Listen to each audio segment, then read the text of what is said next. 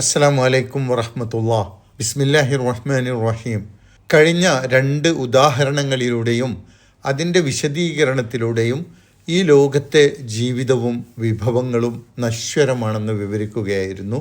തുടർന്ന് ഈ ലോകം തന്നെ നശിക്കാനുള്ളതാണെന്നും ലോകം നശിക്കുന്ന ഒരു ഭീകരമായ സമയം വരാനുണ്ടെന്നും അതിനുശേഷം എല്ലാവരും പരലോകത്ത് വീണ്ടും ജീവിപ്പിക്കപ്പെടുകയും അള്ളാഹുവിൻ്റെ മുമ്പിൽ ഹാജരാക്കപ്പെടുകയും ചെയ്യും എന്നാണ് ഇന്ന് പഠിക്കുന്ന 47-48 ആയത്തുകളിൽ പറയുന്നത്.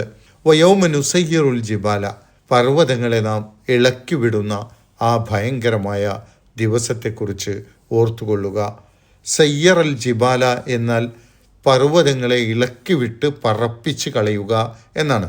പർവ്വതങ്ങളെ പൊടിച്ചു പറത്തുന്നതിനെക്കുറിച്ച് അന്ത്യനാളിൻ്റെ ഭീകരാവസ്ഥയെക്കുറിച്ച് പറയുന്ന അധിക സ്ഥലങ്ങളിലും ഖുർആനിൽ ആവർത്തിച്ച് പറയുന്നുണ്ട്. വതറൽ അർള ബാരിസത്തൻ, ഭൂമിയെ താങ്കൾക്ക് വെളിവായി കാണുകയും ചെയ്യാം. ആ സന്ദർഭത്തിൽ കുന്നും മലകളും മറകളും ഒന്നുമില്ലാതെ ദൂരങ്ങളിലേക്ക് ഭൂമി പരന്നു കിടക്കുന്നത് തെളിഞ്ഞു കാണാൻ കഴിയും എന്നാണ്. ഇപ്പോൾ കാണുന്ന ഭൂമി ആകെ മാറ്റിമറിക്കപ്പെട്ടിട്ടുണ്ടാവും.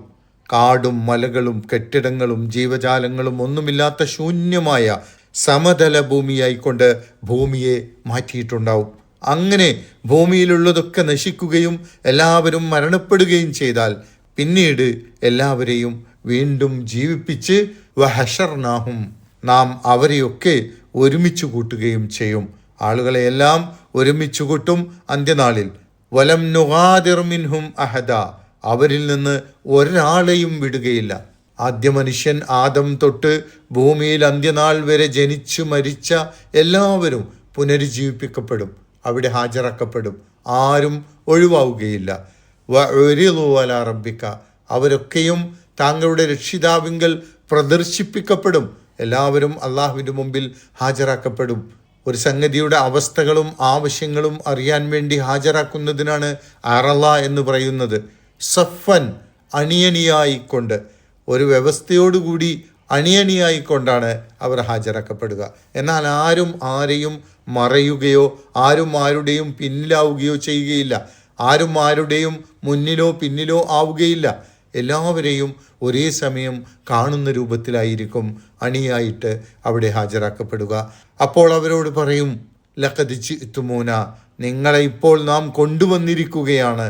കമാ ഖലഖ്നാകും അവ്വല മറ, എങ്ങനെയാണോ നിങ്ങളെ നാം ആദ്യമായി സൃഷ്ടിക്കപ്പെട്ടിട്ടുള്ളത് അതുപോലെ.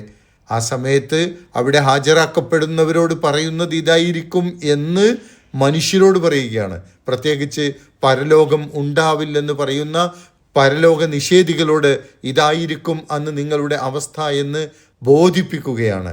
ആദ്യം സൃഷ്ടിച്ച പോലെ എന്ന് പറഞ്ഞാൽ ഈ ദുനിയാവിൽ നിങ്ങൾ എങ്ങനെയാണോ ആദ്യം സൃഷ്ടിക്കപ്പെട്ടത് അതുപോലെ നിങ്ങൾ രണ്ടാമതും സൃഷ്ടിച്ചിരിക്കുകയാണ്. ബൽ സഅംതും, പക്ഷേ നിങ്ങൾ വാദിച്ചതെന്തായിരുന്നു? നിങ്ങൾ വാദിച്ചു അല്ലൻ നജഅല ലക്കും മൗഇദ, നാം നിങ്ങൾക്കായി ഒരു സമയം നിശ്ചയിക്കുകയില്ല എന്ന്.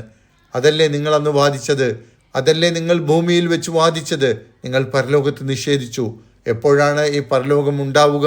അതൊന്ന് കാണിക്കൂ, അതിൻ്റെ സമയം പറയൂ എന്നൊക്കെ പ്രവാചകന്മാരെ പരിഹസിച്ചുകൊണ്ട് നിങ്ങൾ പറഞ്ഞിരുന്നില്ലേ?